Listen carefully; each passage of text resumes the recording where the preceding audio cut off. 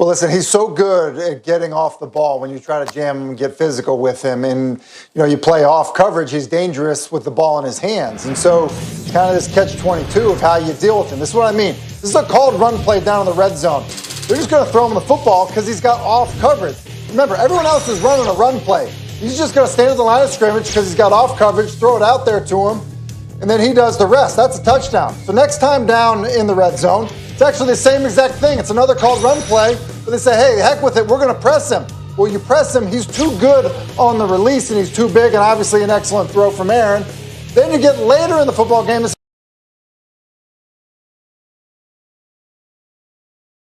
how about we double him? Let's bracket him. But he does such a good job of continuing to work, selling the route, and bouncing back off of it. He's just so good. Now, obviously, you need a good quarterback to get him the football, but he is tremendous. I mean, as good as anybody in the league of getting off the jam. And because of that, and because he's good with the ball in his hands, he's nearly impossible to cover, especially when you're trying to do it with one guy. I've had this premonition the past few weeks. I just got a feeling that Aaron Rodgers is going to get that second Lombardi. I don't know what it is, Tim. We know the offense can do it, especially if they got a couple home games in the NFC playoffs. But can the defense? Is this a team that can stop high-powered offenses, whether it's the NFC or if they get to the Super Bowl? I think it really is, because they have playmakers, in my opinion, on every level of their defense. And I think their secondary is some of the most talented players in the league. And, they also have some emerging players. I mean, Darnell Savage tonight made a number of plays. He makes a great play here on a sail route to Jonnu Smith. Here he is coming on a pressure, forcing the throw away from Tannehill. Did a good job, defending an over route, coming up with the interception as Tannehill is under pressure again, kind of marrying with the pass rush that they have. And then you just throw in guys like J.R. Alexander, who I think is probably the best corner in the league. Guys like Adrian Amos, who are really good players, guys that can make plays on the football. And if you can come up with a turnover against, a good team that you may be facing, in the playoffs or in the Super Bowl, and then you give Aaron Rodgers one more chance, you don't have to be the best defense in the world. You just got to be good enough. And I don't think there's any question that they can be that. All right, Tim, stay right there. I'm going to hit a couple highlights. And my next question is going to be about the Cleveland Browns. People are curious about them. Football is 2 acres and a ball.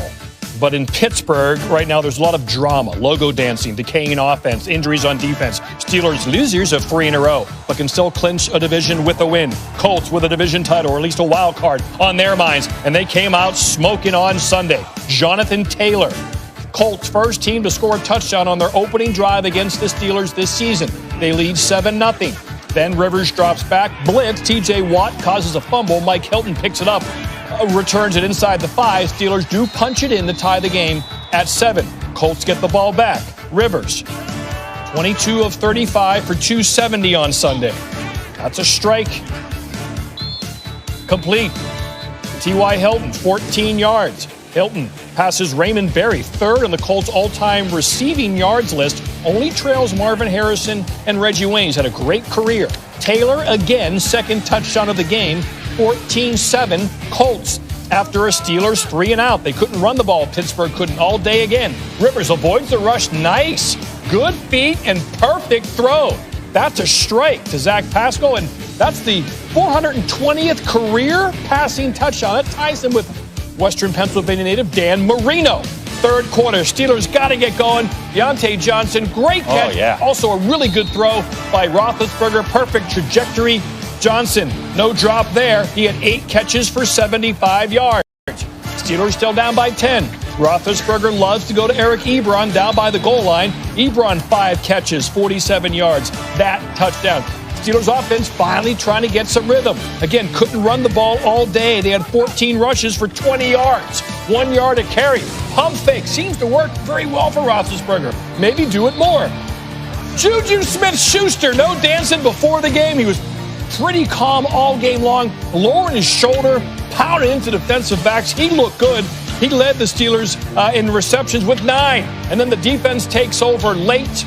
Looks like they're going to get out of it here, but that is a clear holding that was accurately called. Still a 4-point lead. Rivers, 3rd and 6. That's a completion as he finds Hilton for 21 yards, but 4th and 7. Steeler pass rush pretty good down the stretch. They had 5 sacks in all. Roethlisberger sacked only 1 time in the game. And the Steelers, they needed that, needed something as they go to 12-3 on the year. Victory is sweet. It's been a month or so for us, so we've been through some adversity. But there's growth in the midst of that. And hopefully, these negative experiences can galvanize us, man, and strengthen us as we move forward. It's cool to be, division champs. We knew we were in the playoffs, but this wasn't our end goal. This is one of our goals. And so we said with these 2 weeks ago, it was kind of our postseason, preseason, and we played a really good football team today. And so I'm just proud of the way that we could pull it off. In the second half, it was like almost we gave them a glimmer of hope, and then it felt a little bit like we were hanging on. And obviously you say, well, if you felt like you're hanging on, why did you stop hanging on and just go push the gas down? I mean, that's easier said than done. And I'm not saying we did that from a mentality standpoint, a man to a man, but it had that feeling a little bit like we were hanging on to protect something rather than just to continue to go attack. Well, since the NFL went to 8 divisions in 2002, the Steelers have won the AFC North 9 times. That is nearly the same number as the rest of the division combined, as the Ravens, Bengals, and Browns have won 10 AFC North titles over that span. Browns and Jets. Cleveland clinches a playoff spot with a win. Browns left their top 4 receivers back in Cleveland because of COVID contact tracing. The Jets left Trevor Lawrence in L.A. last week when they beat the Rams. So Sam Darnold's going out there. He's won 1 in a row, though, and then they go deep into the playbook. Schoolyard stuff, Darnold, Ty Johnson, Jamison Crowder downfield to Braxton Berrios. It all works out for a 7-3 Jets lead. They're mean, they're green, they're ready to go. First play, second quarter, same numbers. Here's Mayfield, dropping back, and we've dropped the football. That's out. Recovered there.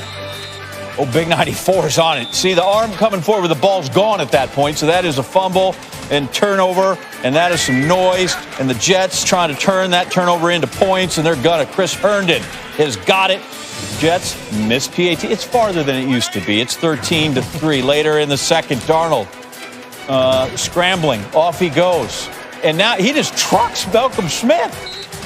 I'm like, he thought perhaps maybe there was a slide coming. He just bowed up and put down the shoulder. 20 yards rushing for Sam. It was 13-3 at the half. Come out, third quarter. Browns got to make something happen as they are down 20-3 at this point. Mayfield, Jamarcus Bradley. First game called up off the practice squad. 5 receptions, 60 yards. His first ones of the season. Then Mayfield to Nick Chubb.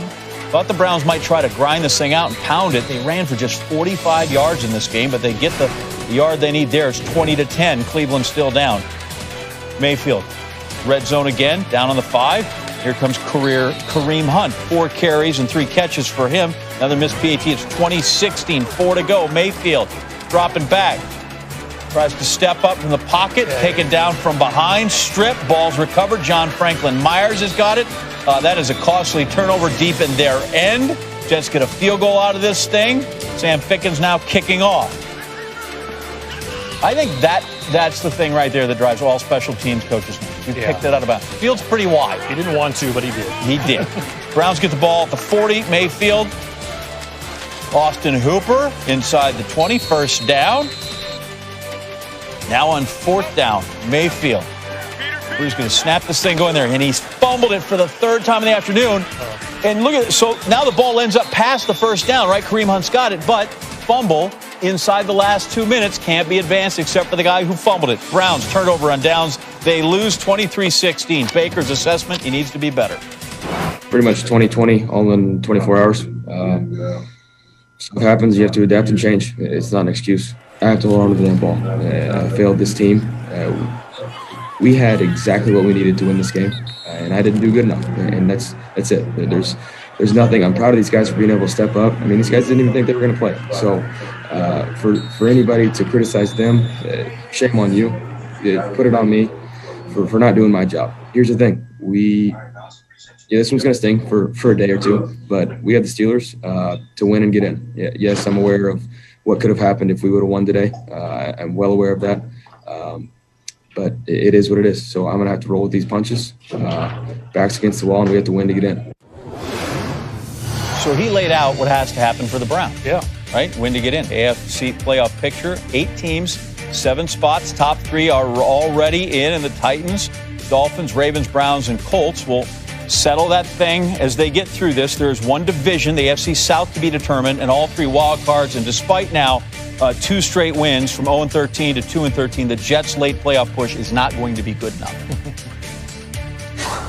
So, Tim, they're shorthanded. The Steelers will probably rest people next weekend. So there's a pretty good chance they can win that game at home. But overall, just give me your assessment of the Browns. It would be so good for them and their young team and their stadium to make the playoffs. What do you think? Well, listen, for that, yes. I mean, that would be huge for Cleveland. I think the turnaround under Kevin Stefanski would be significant. Obviously, today was a little, tough to watch when you think about